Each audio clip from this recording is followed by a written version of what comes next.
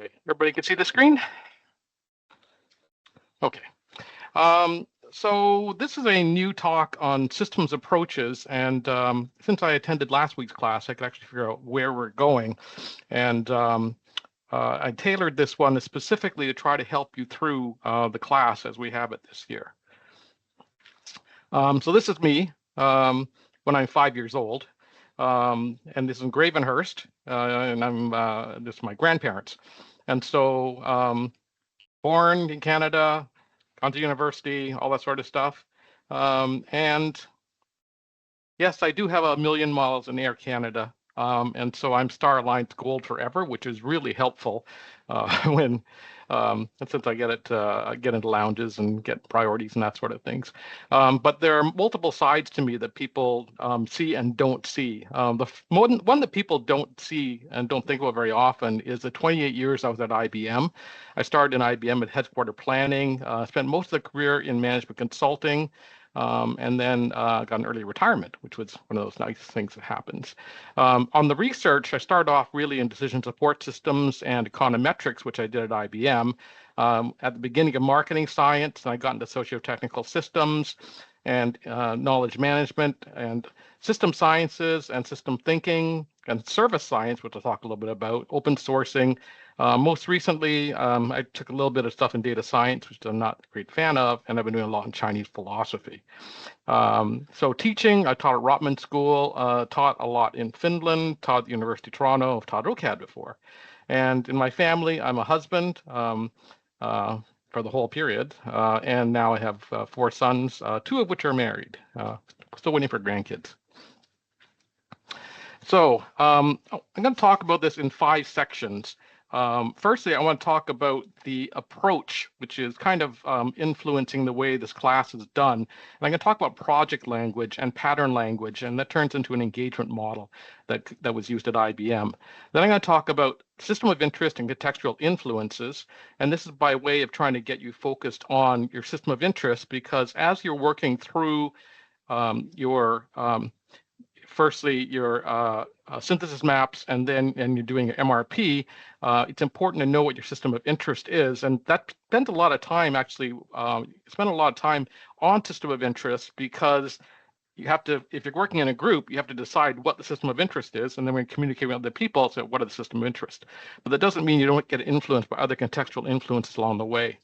Then the 3 parts that are kind of the way that we expect to see the next couple of weeks when you're doing presentations are deliverables, which are artifacts and work products, and I'll explain them, systems methods that are the way you get to those deliverables, and then the systems theories that are underneath that. And they're kind of in that priority. So I'm going to go back to 1962 to the design methods movement. I'm not sure how many of you know Christopher Alexander. Christopher Alexander was an architect, professor at University of Berkeley, actually one of the people that's influential in the systems movement as well, indirectly. But he has this book, A Pattern Language, which has to be the book that is practically in every library in the world. And it's a pattern language for constructing towns and buildings and how they're organized. He also created that in the same time with 2 other books, The Timeless Way of Building and The Oregon Experiment. The Oregon Experiment is actually the urban design plan for the University of Oregon. In 2012, he produced his book, The Battle for the Life and Beauty of the Earth. And while the pattern language is more theoretical framework, the battle book is actually a methods book on how you applied that. So a pattern is like this. So pattern 127 is intimacy gradient. And so if you're designing a building, I'm just going to kind of skip over this. There's this idea of wings of light, number of stories, and main entrance, which means you're actually creating a system within the building, because an intimacy gradient is a personal and a social thing. And so the example that's best to explain this is actually, if you look at entrance, public, semi-public, and private, when you have a house, very few people actually make it through the front door. So, you open the door and the mailman's there, you say, oh, it's raining, why don't you step in? But it only gets to the hallway. And then, if it's people that you know better, they get in the semi-private zone, semi-public zone, like they would be in a living room or dining room. but not many people make it into a private bedroom. And so when you're designing, this intimacy gradient has been applied in other fields, like you can talk about social media, but this is one of the patterns within the pattern language book. The essential idea of a pattern language is a solution to a problem in context. And so there are hundreds of patterns within that, within the pattern language book.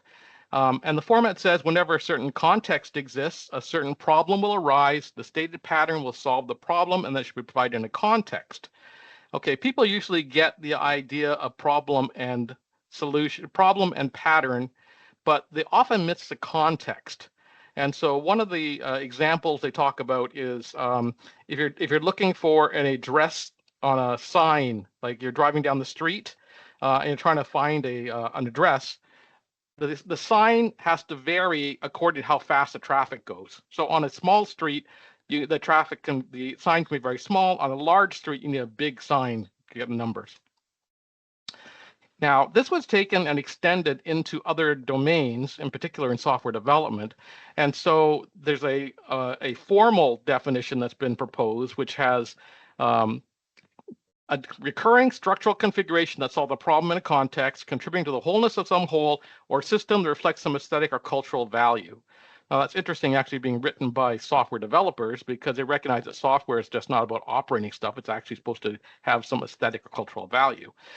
They have the pattern name, they have the problem to be solved, the context, the rationale, why this solution is better than another solution. One of the issues that comes out is the forces. The forces are between, when you're making design decisions, you've got various pushes and pulls. You can't do this, you're putting a wall in here, or you've got a law or something else, and you've got these sorts of things that you have to work out. For that, there is a solution, and then you have the resulting context. And from that, you have all these related patterns. So why am I talking about pattern language? Well, pattern language was first applied in built environments in 1979, and then this book, Design Patterns, came out in 1994. That was actually the most popular book in computer science for quite a while. In 2005, it's been used in agile teams, and in 2013, the pattern language community continues today. They've actually created what they call project languages. The pattern language took 10 years to write. A project language is actually specific for, excuse me, it's specific for the job at hand. So it's not necessarily as big as the pattern language, but there's been applicability across taking this idea from built environments and you put it into methods. So in 2002, there's this article called Configurable Development Processes. This is at the foundation of IBM Global Services method. And so this is the way that IBM does consulting. It's a pretty interesting article when you actually go through it. It tells you a lot. But if you really want, you can go, there's a patent. IBM got a patent for the methods. Now, this is the most interesting, well-kept secret that people don't know about, is this patent was issued. So you can see that the World Application went into 2000. It was issued in 2005. And you see at the bottom, in 2022, the patent expired. IBM did not renew this patent. And what happened was that IBM was actually doing patenting for protection, not necessarily that they were going to use it, but they were actually pledging stuff in the open source community. So the patent for the IBM methods is there. And the Eclipse Foundation, they have software development. They actually created a tool called OpenUP, Open Unified Process, to do agile development and waterfall development. The tool is still available. You can download it, but it's kind of out of date. They haven't updated it a lot. So the key to all this is that since I actually was at IBM during this period, I actually recognize using this approach. And this is what the suggestion would be for this class. You might take a hint from this. So here is the full Eclipse process framework. And so when people talk about methods and methodology, I'm saying, are you guys really serious about methodology? Methodology is a method of methods. And so are you serious about this? Are you trying to get to scale? So what IBM did was they separate out the work content from the work coordination. So the work content at the top is developing a work product. The work products are artifacts, anything you create during the engagement, a deliverable that you actually give to a client, and then you have outcomes. You've got all sorts of guidance. On the bottom part, you've got how people work together in processes and patterns. So the net of all this is that we recommend that you actually try approaching the presentations with a work product description approach. And work product description has, firstly, and so this is going to be for the artifacts, for the methods, and for the theory behind it, the description of what it is, the purpose, impact of not having this work product, and reasons for not choosing this work product. Now, we're working towards a multi-methodology approach, and what you'll see, as I go through the presentation, is that there's different approaches, there's lots of different systems approaches, and you get to pick and choose and put them together. But in doing so, it'd be helpful because you'll have group presentations if someone would think through for you, when would you use this and when would you not use this? Because there's multiple methods. And so you'll borrow some SSM rich picture stuff. You might do causal loop diagrams. You have all these sorts of things. And in the end, when you're doing synthesis maps, everyone's map will look different. So that's fine, and that's the way it should approach. And it's a very componentized way of approaching it. So if you keep that in mind, that probably the most important things for us when we were doing it, when we were actually at IBM doing consulting work, the way we were trained to sell projects is you sell them by work product. And so as an example, everyone does an environmental scan. You go in, it's like a customer says it's too much money. And you go, can we take out the environmental scan? You know, it's because you've already done one like 2 years ago. We don't need another environmental scan. So that's a different work product. So we can do these sorts of approaches. Now, one of the interesting things is, as we talk about wicked problems, now this is Max Jacobson, who is actually the co-author. He was a PhD student at Christopher Alexander, and I met him at a pattern language conference. And he actually not only studied under Christopher Alexander, he studied under Horst Riddle and also knew Wes Churchman. So he knew all the people that were in the Berkeley bubble that was present at that time. And so he says, pattern language is not for wicked problems. And the idea of a wicked problem is you can't solve it. When you are doing a consulting engagement, the customer is not going to say, you can't say, I didn't solve your problem, right? You have to actually do a deliverable. So the pattern language is good for defining things that you're going to be doing, like building a house. You can't go and say, well, this house is impossible to build. I half built it and I stopped. You can't do that. So pattern language is good in terms of methodology and methods. It's not necessarily what you would use for a wicked problem per se. Okay, let's talk about systems of interest and contextual influences. Now, there's two ways of looking at systems. One is from the outside in, which is reductive, and the other is expansive, looking outwards. Now, most people, when they talk about a system, they tend to look inside the system, but there's also an outside of the system and contexts that influence it. So this is one of the things about systems thinking is the question as to, are there universals? There are principles that apply in certain circumstances, but what happens is that systems thinking value often is that the answer is not within the system itself. The answer is in what's happening around the system at the outside. And what I've got here is contextual influences. There'll be some small, fast ones that are floating around. I have them on the top, and there are some slow, big ones at the bottom, and they all kind of work at different paces and they're different sizes, but they're different influences that happen. So when you are actually describing, the first question you should always be asking when you're coming in and working on a system thinking orientation is, what is the system of interest?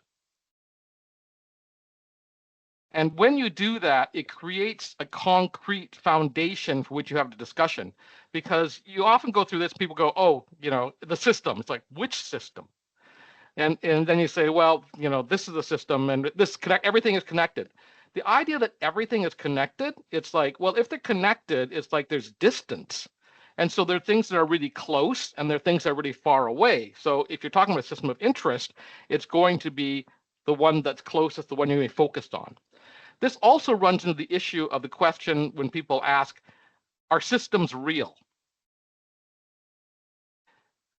a system of interest is something that is mental or socially negotiated. And you decide that this is your system of interest. You name it that. And so this is the view that systems are not real.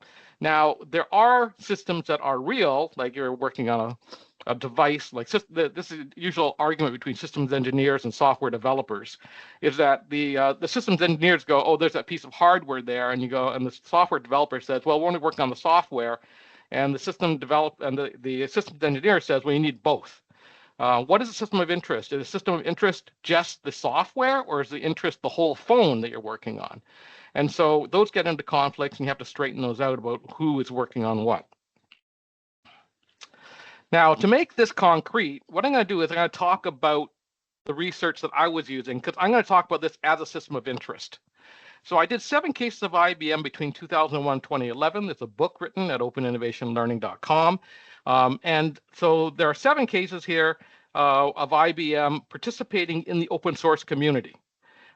This was something that was relatively new, that IBM was involved in the Linux project. It's been involved in Mozilla, all those sorts of things.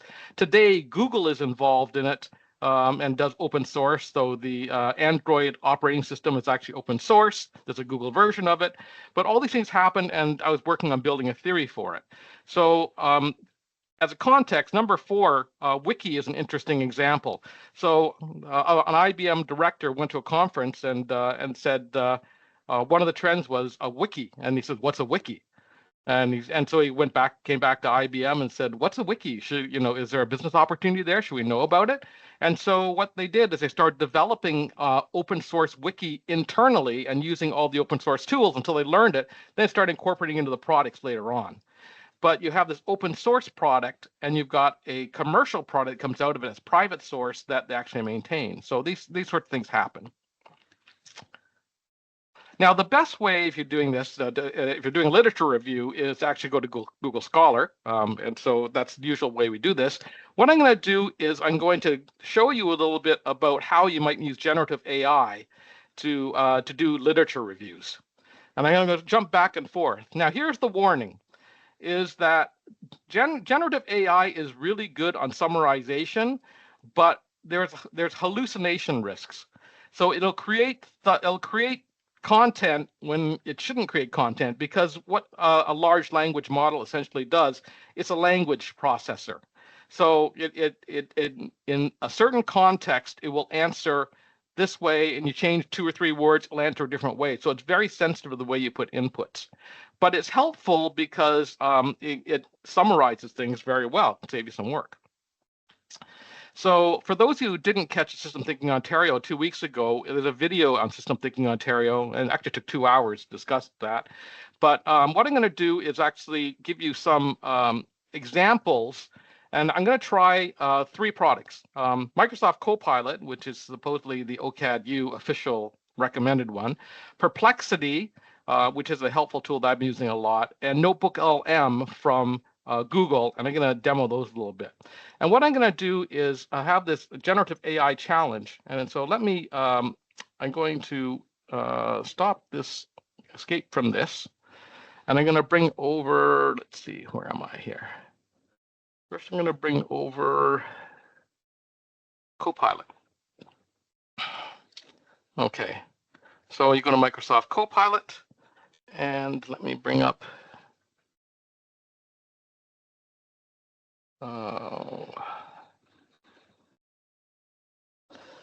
I'll just use this exactly. Okay, so I had 3 products here, and what I'm going to do is I'm going to actually ask Copilot itself. Whoops, not that one.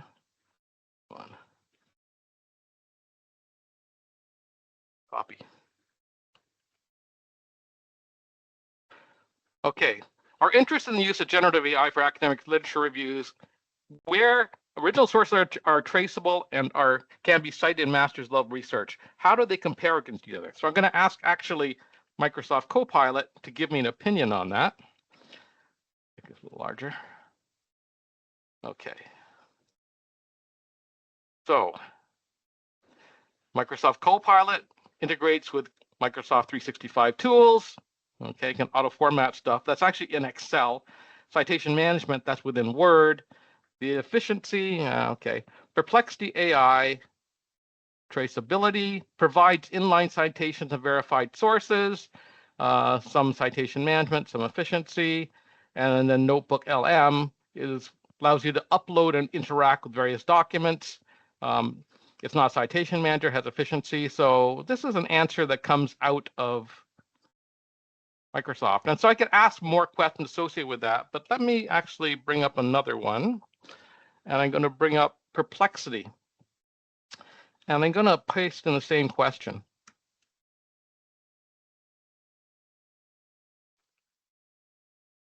Now, the first thing you notice about perplexity is that it tells you where the sources are coming from. Okay, if I enlarge the size a little bit.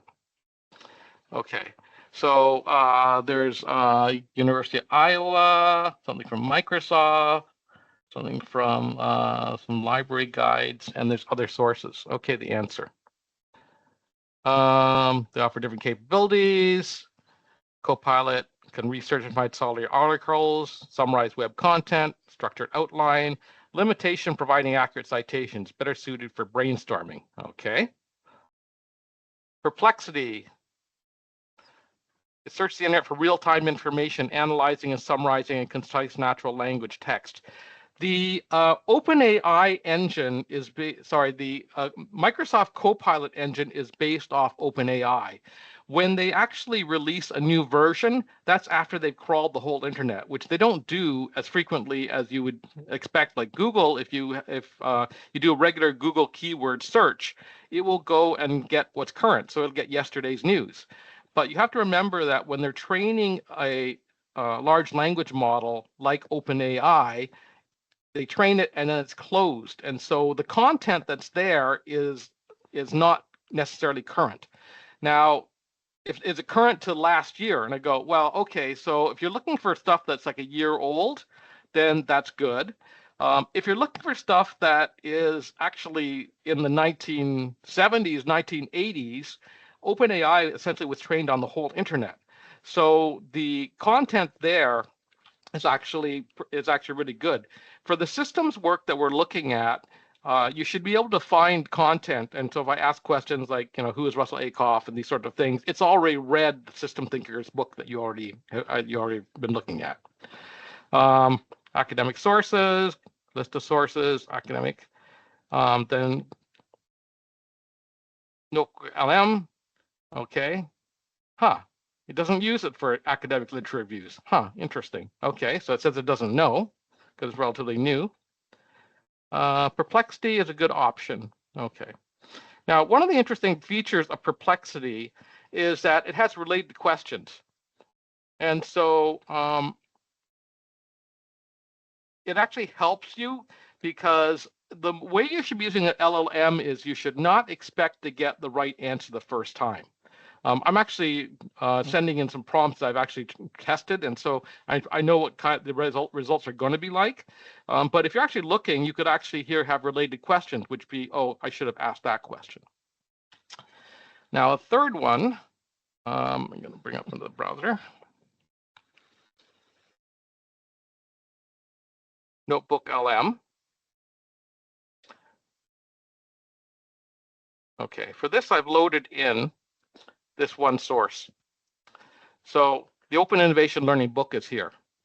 And here is where you get a separation of language from content.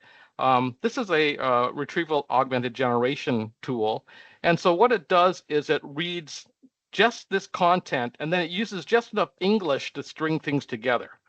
The prompts they have, so the first thing you do is create a briefing doc. And so here's the briefing doc that summarizes the book, core concepts, open sourcing, private sourcing, research approaches, case studies, key findings and theory building, norms and behaviors, case study examples, IBM's role. So when I push the button, it actually reads the whole article and then summarizes it. Now, is this the way that I would write it? And it's like, it's actually, as the author, my experience is it's pretty good. It may be better than I would assign, certainly faster than assigning it to a research student and looking it up. There's a study guide that comes with it. What's the core difference between source language and target language? And so you can actually now go through and figure out if you actually understand the content or have read the content, because it goes and gives you these sorts of questions that, here's our answer key. Source language is this, copy left is that, one best way. So there's a study guide associated with that could help you get through an article. It creates FAQ, frequently asked questions,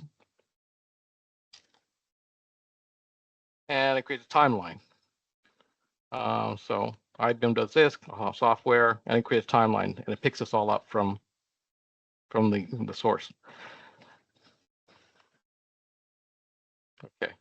Now here's one of the cool things that comes from doing this. For those of you who actually don't necessarily learn by reading so much and would prefer to have a conversation as to have time with it, they have this interesting feature that creates a dialogue based off the content.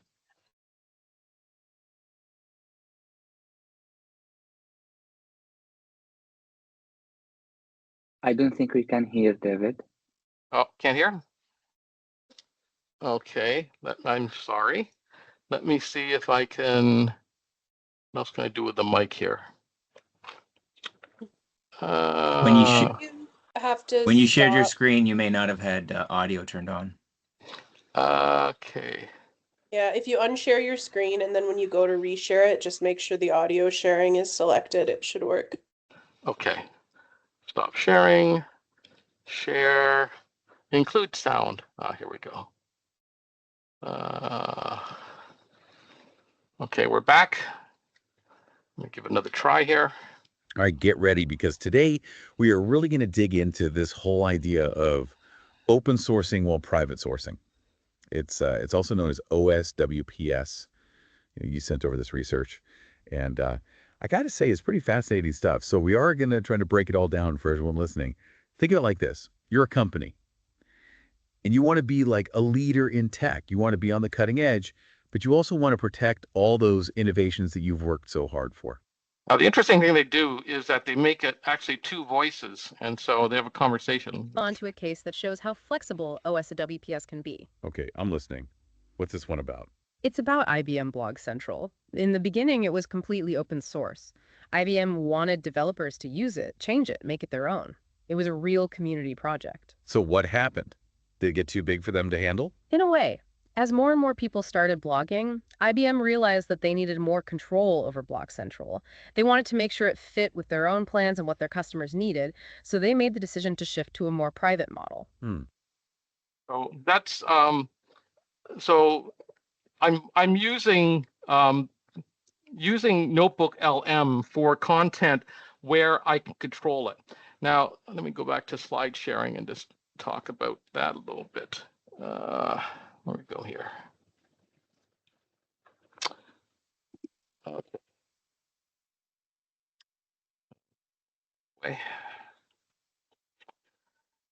Okay, so we have these three tools.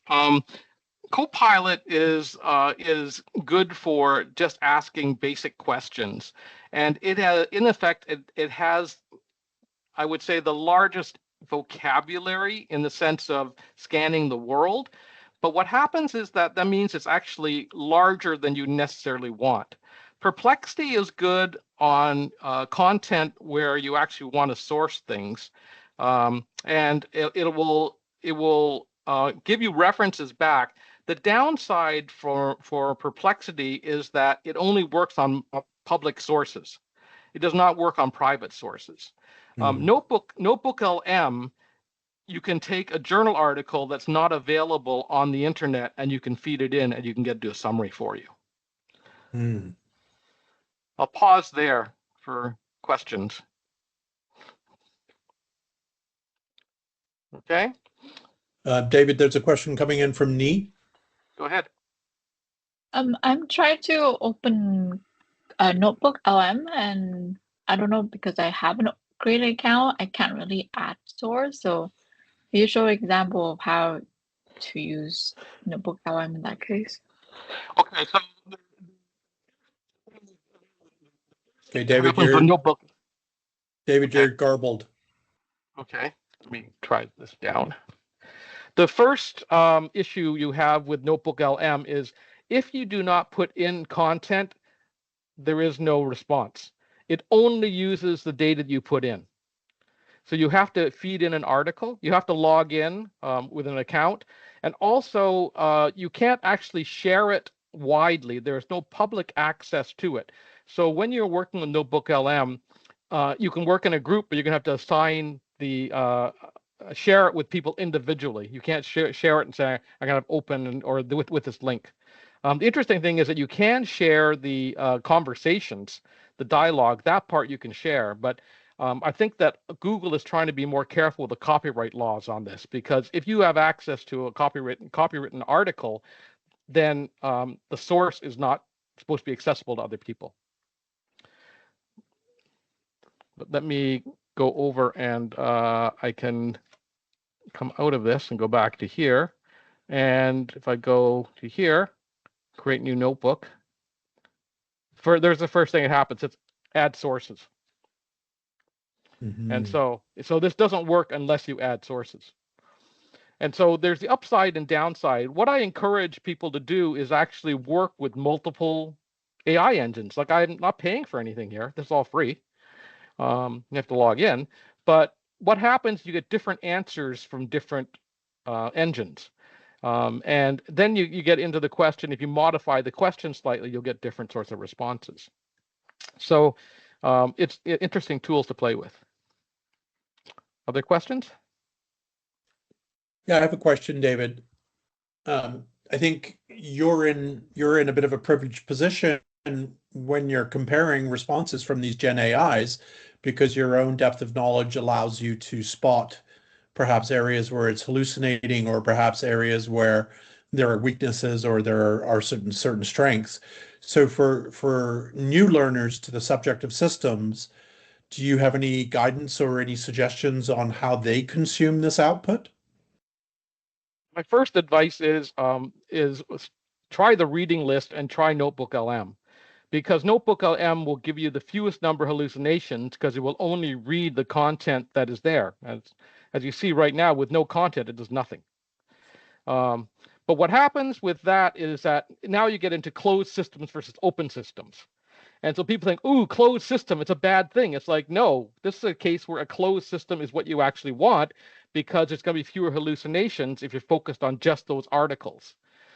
The reason you would use Perplexity AI would be journal articles that you could ask about that are now available on the web, but weren't in when the article was written in 1990 or whatever.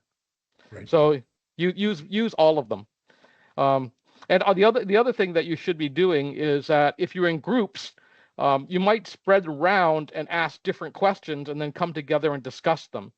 Because I find that with system thinking, a lot of it is not about reading and trying to get it right. It's about getting the ideas. And a lot of that comes out in discussions and the system of interest that you're discussing.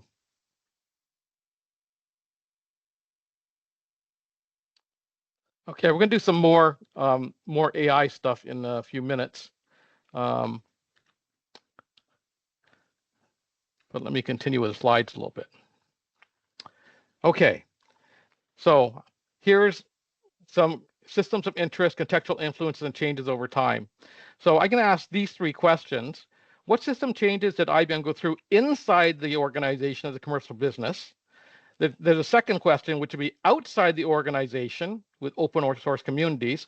And so these are now different systems of interest. You have IBM as a system of interest, you have outside the organization a system of interest, and you've also got this idea of change over time. Now, just for fun, let me come out of this. I'll do this on Notebook LM. Okay, so I'm going to take the first question.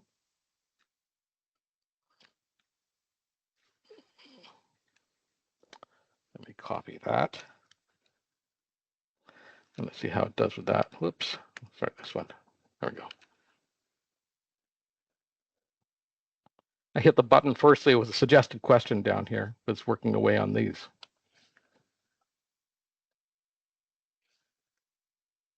Okay. So what was the prompt, David?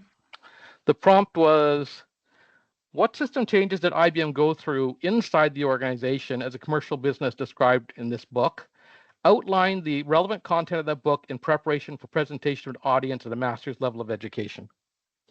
So I've done some framing here in the way I've asked the question. I've actually been very specific about the sources I want to use. This last one was a level thing, because you can also ask the generative AI to explain it to me like I'm a 5-year-old. There's a lot of people that like that. Explain to me like a 5-year-old, which may not be what you want to do when you're talking about systems. It gets confusing.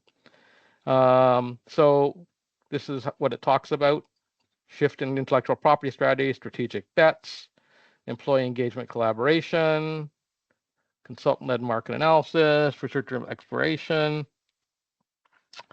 But I can take the same question and put David, in you have a complexity. question from Sarah coming in. Okay, Sarah? And also Nee again. Nee, is your hand still up from your original question? Oh no, it's just a new question. Okay, so is that sorry, go ahead, Nee. Oh yeah, with the notebook LM, if you ask the question, does it mean that they will try to answer based off whatever you have in the PDF, or will it expand the answer? Basically, does it give a quote unquote critical answer, critical thinking type of answer or not, or does that work purely on what it was provided in the PDF? It's whatever provided in the PDF. Now, when you say critical, that's an interesting question, because now we're trying to separate out the content from the English language, because there's two parts to the technology. The first is actually the transformer that creates the English language model, and then the second part is the content that you've actually provided. Now, you can't have one without the other, because you can't have English without content, right? So where did it get its English language from? So there's the issue. So the risk of hallucinations is still there. Well, I could ask a critical question. Let's try one. What is the criticism of the Open Innovation Learning book? I've never asked that question before. We'll find out what happens. And that's a really bad question because it's really broad.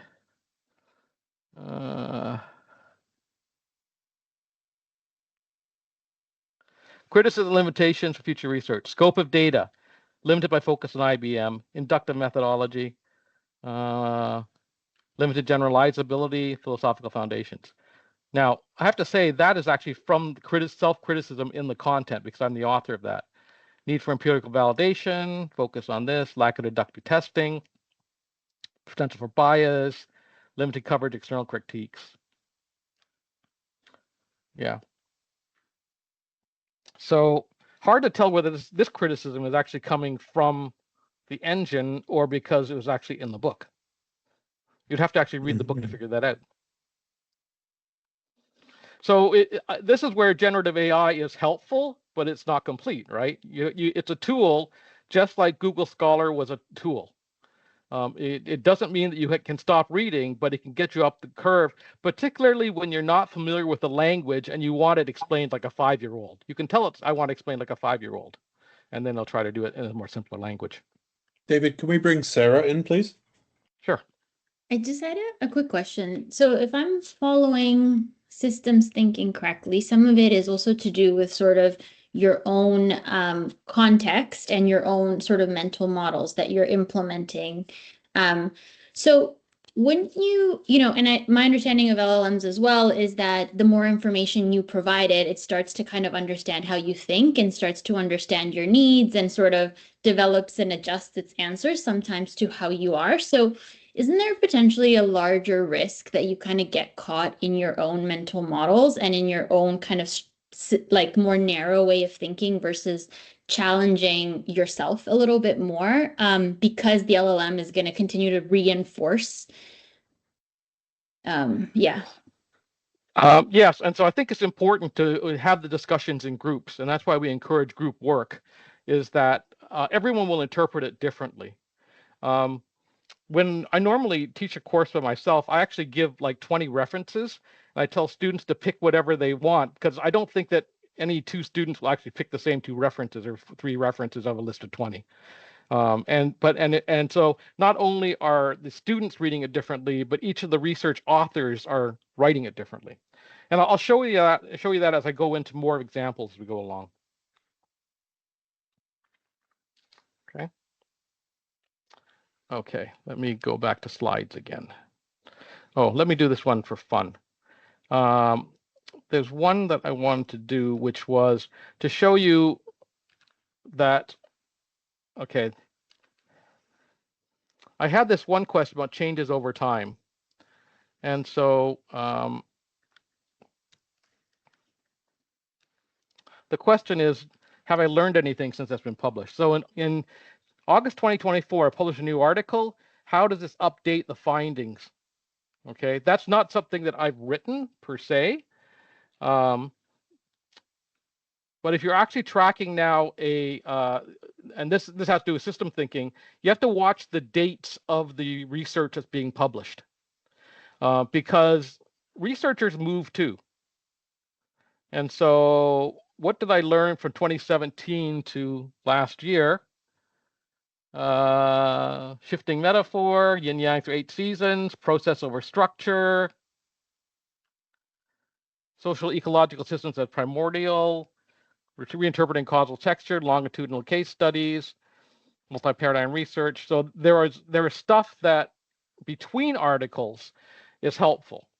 And so you can compare articles and try to synthesize between them, or ask what the differences are between them. And I'll do some more of that as we go along too. Okay.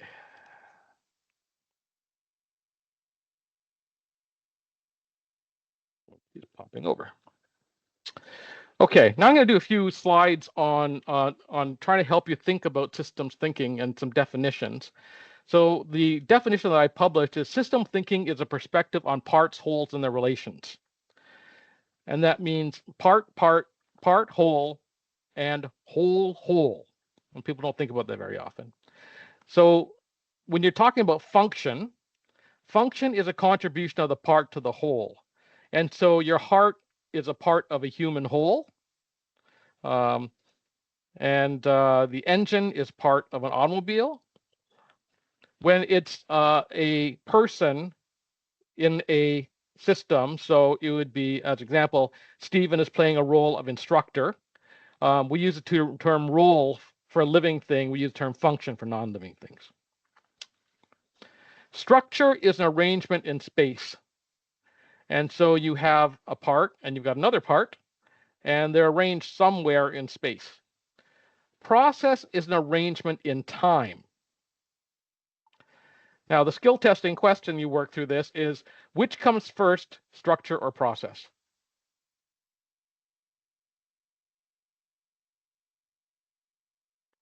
Now, this is actually a hard question. I was in the systems community for, I guess, about 8 years, and I asked, just at a conference, I asked a professor what's walking across the lawn. I said, oh, which comes first, structure or process? He said, it's obvious. And I go, it's not obvious.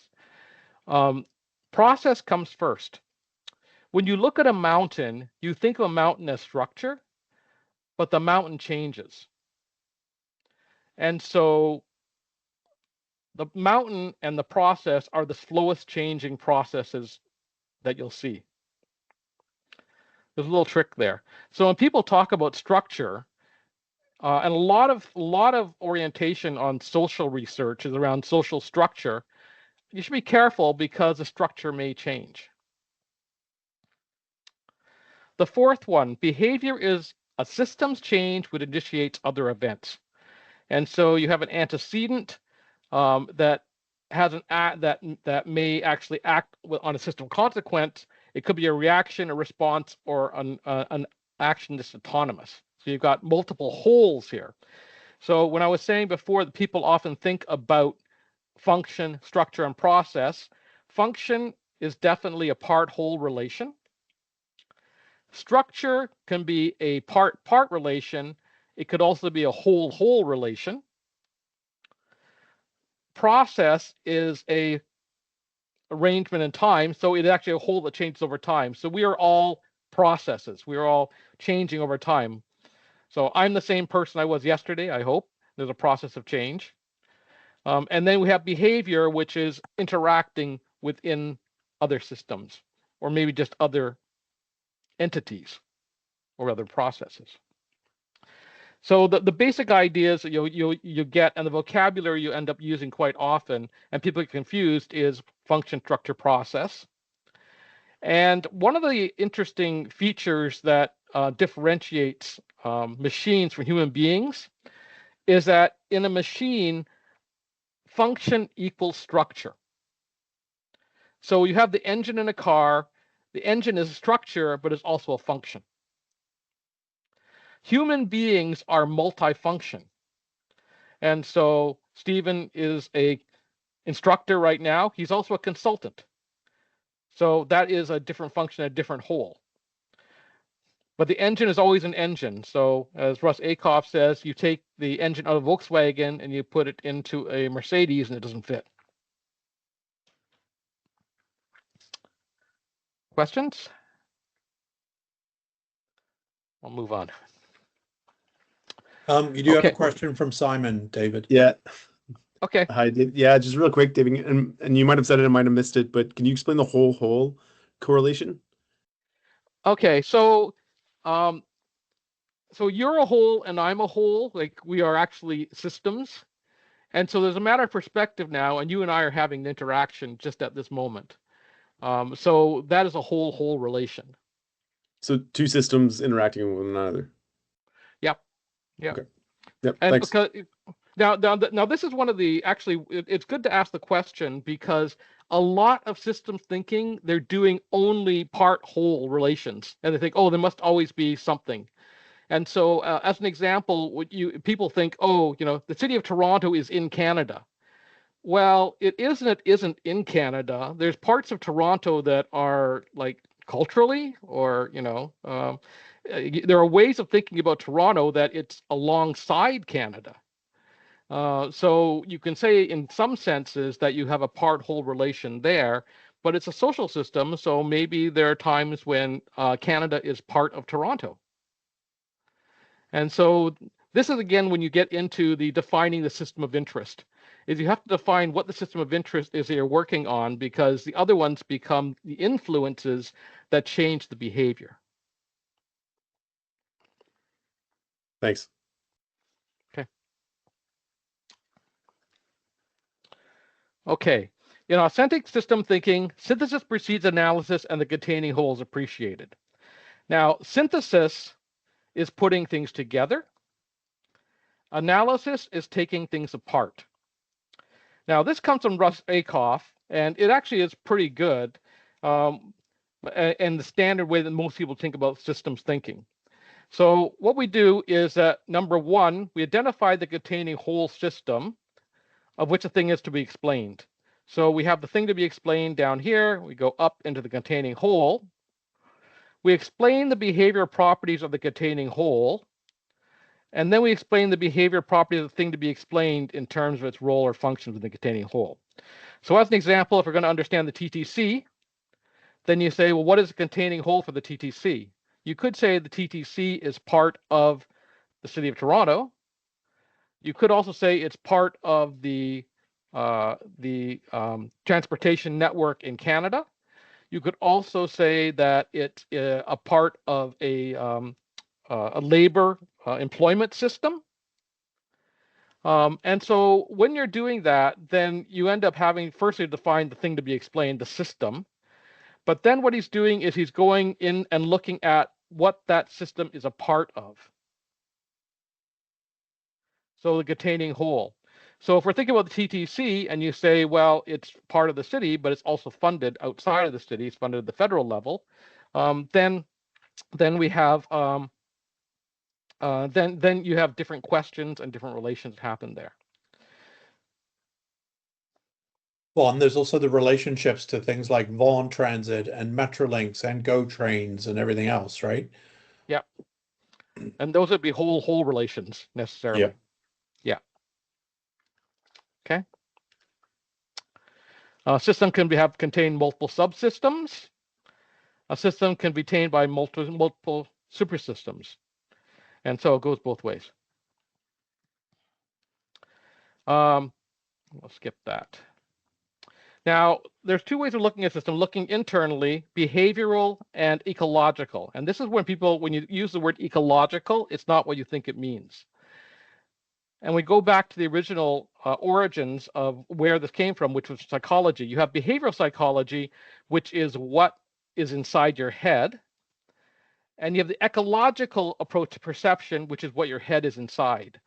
And so we have Pavlov's dog trying to figure out what's going on inside the dog's head.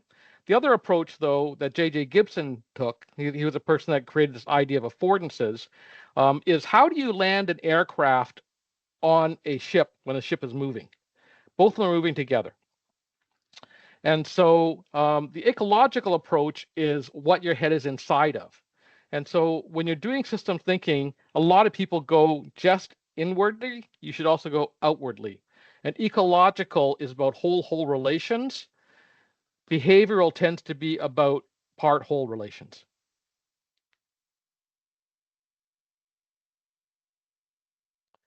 Okay, I'm going to skip through, I'm way over time. I'm going to skip through these fairly quickly just to give an examples of how we can do this. So I'm going to spend a little less time in the AI, I think, talking about deliverables. Okay, so there's a lot of 20th century systems thinkers, and you have them in the system thinker books. And this part of the history, early cybernetics came out of the history of studying man and machine. We're back into the 1940s, 1950s, and understanding how control systems work. A lot of that was developed early. And so you have a group of people, scholars working there. General systems theory then asked the questions about how you could bring in biology and how systems are like biology as opposed to being like machines. Systems dynamics came in with early computing, and they started doing computer modeling of how things change, how systems change. Soft and critical systems started looking much more at how humans are involved and human systems are involved with each other. Later cybernetics now recognizes that there's an interaction between machine and human beings working together, and so they have what are called labor cybernetics or second order cybernetics. Complexity theory comes out of actually Ilya Prigozhin's work on, he got a Nobel Prize in chemistry about changing between phases and states. And so we get much more physics orientation, much more chemistry orientation there. And in learning systems, you have a series of scholars that are working particularly on learning over time. The difference between soft and critical systems and the learning systems is the idea that you would be learning over time, that you actually can't necessarily pin things down to a system at a point in time. Now, everyone has their own preferences, and so I actually tend to work in general systems theory, soft and critical systems, and learning systems. And so it's important to actually, everyone has their different preferences on the systems they use.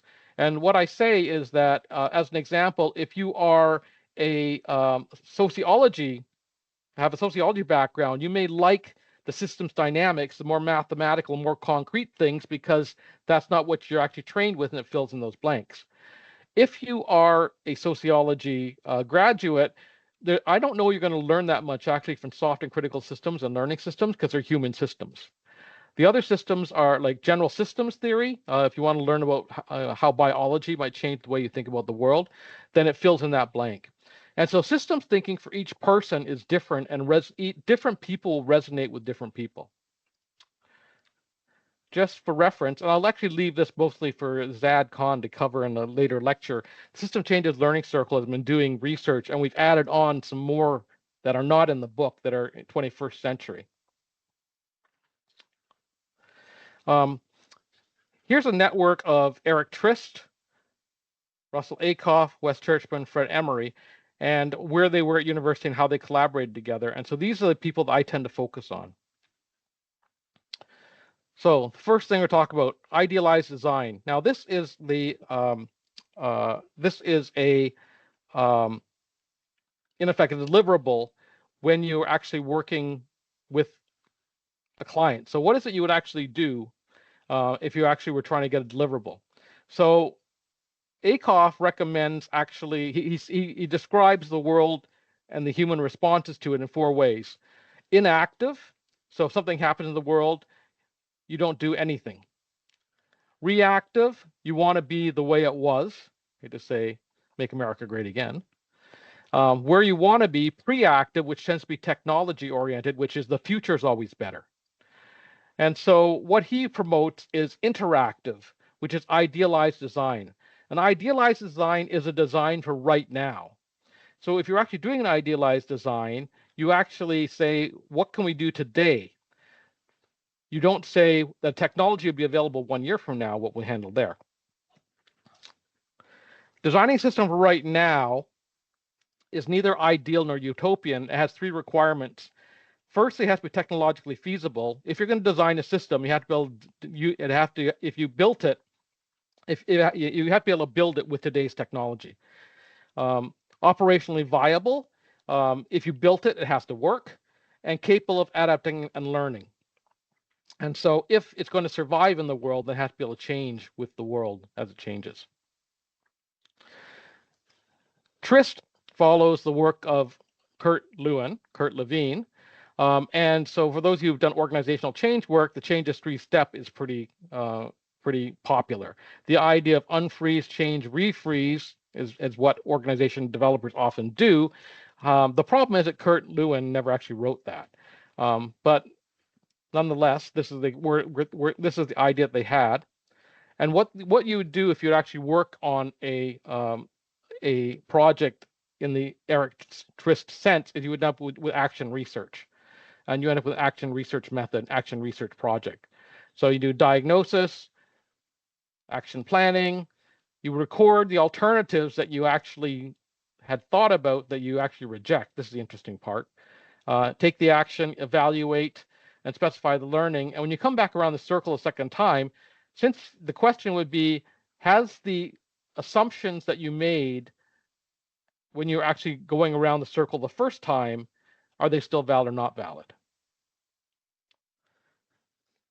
So I'll leave action research. You should actually cover that in a research course, but it tends to be the ones that's favored. Mm-hmm. So I have a chat AI question, but I'm going to leave this one because we're running out of time. Okay, systems methods. Interactive planning. Interactive planning is Russ Ackoff's method. You design for a problematique, a mess, a system of problems. And what he's looking for is changing the characteristics of the larger whole rather than the parts. And so when you saw the synthesis analysis thing, that's what he actually is trying to get across. So the first way of solving a problem is resolving. It's a clinical approach, which is taking a course of action. That's good enough. Solving is a research approach. You take the best approach. But what he looks for is trying to dissolve a problem. And what he says is that you can't in effect solve a problem inside the system. You can solve the problem inside the containing whole system. And he has a design approach with mess management, formulating the mess. Formulating the mess is actually the funnest part that people work on. What it generally does is he takes a reference projection. The usual story that's told Russ Ackoff was back in the days before they had touch-tone phones, they had dial telephones, and the question would be, how long would it take if you kept using the dial telephone before the whole telephone system would break down? It turns out that the time when you're dialing a 9, it goes tick tick tick tick tick tick tick tick, burns up a lot of bandwidth on the switch. So the solution that came out from that was actually to have a touch-tone phone. The original design that Russ Ackoff had was you actually have what we have on our mobile phones today, which is that you actually punch in the number, which doesn't take any effort, and then you hit the send button. The send button was not something that they actually put on the phone system originally, but it's now on mobile phones. Ends planning, means planning, resource planning is pretty well standard strategy stuff. Okay, for Emery and Trist, the methods that they did were search conferences, and they were done as participatory design workshops, and they had the idea of redundancy of parts versus redundancy of function. And so this is when you're designing work groups. And this is a mechanistic way of designing organizations. People tend to use this idea that you can, in effect, specify a job, fill that role, and then give that person only those tasks. And that's the way that you should design an organization. What was suggested by Emery and Trist instead was actually redundancy of function, which is to have responsibility in the teams, not in the individuals. And so here we're looking at designing work groups as teams as opposed to individuals.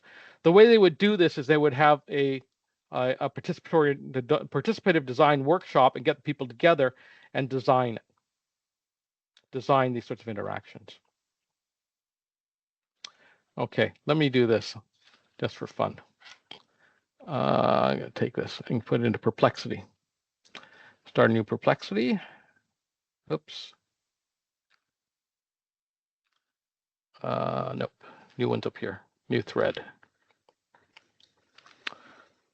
Okay.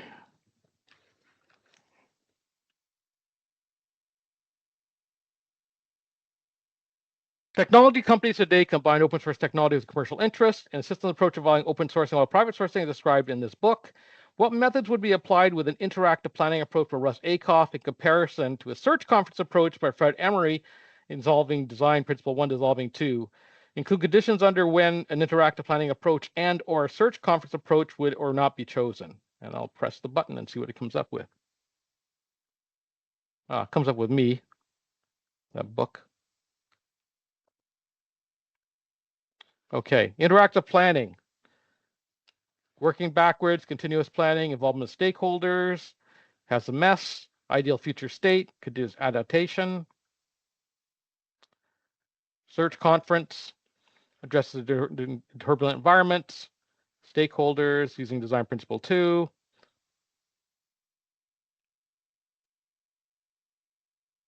In comparison.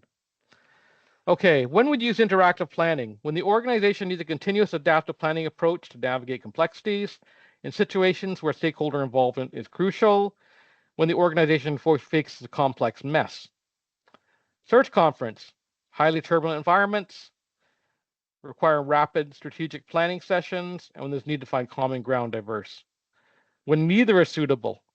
Oh, that's interesting. I hadn't thought about that. And highly hierarchical organizations resistant to participative methods, because both of them are participative. When immediate short-term decisions are required. So systems thinking may help you in the long term, but not in the short term. And situational organizations not generally committed. Okay.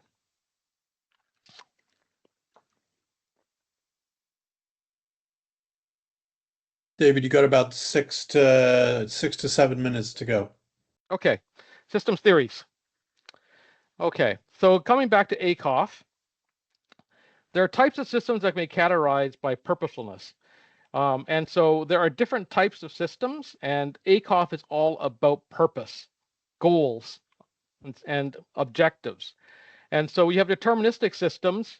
The parts are not purposeful and the wholes are not purposeful. So an engine doesn't choose to be an engine, and a car doesn't choose to be a car. You have animated systems. In an animated system, the parts are not purposeful, but the whole is purposeful. So your heart doesn't have a purpose. If you take the heart out of your body, it doesn't work. But you as a human being are purposeful. You have your own ideas about what your purpose should be. Social systems are tricky because they have purpose in the parts, you as individuals, and purpose in the whole as a group. Ecological systems have purpose in the parts because they're human beings, but they do not have purpose in the whole. So you can't control the earth. You can't control the stock market necessarily because they're ecologies. Ackoff makes differentiation between purposive, which is goal seeking, which is in a period that you can actually specify, and ideal seeking, which is unattainable but worth pursuing. And the pursuits that he thinks are worth pursuing are truth, moral good, freedom, and plenty. The socio-psychological, socio-technical, and socio-ecological systems perspectives are big because they have 3 books on them. The socio-psychological systems perspective was developed after World War II, and in effect, it was for treating soldiers coming back with PTSD. And so the question was not so much about how the soldiers would adapt to society, but how society would adapt to the soldiers. So that's why it's socio-psychological.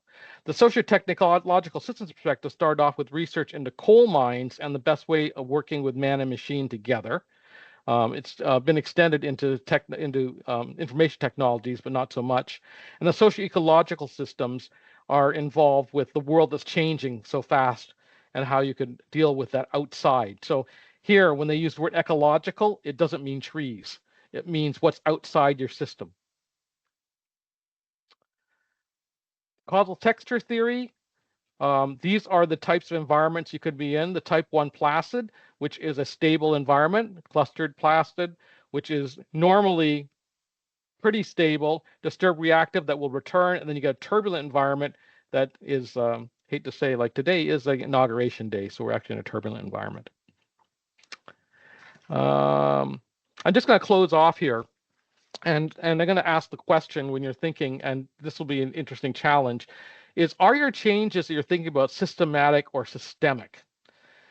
And there's an interesting challenge because we talk about systemic change. We want the whole to change, but people don't usually work on wholes because when you're working on a project and you need steps that go one step at a time, that is systematic.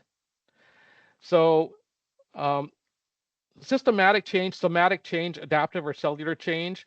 So the idea about adapting to a new altitude, as an example. So you move to a mountainous country.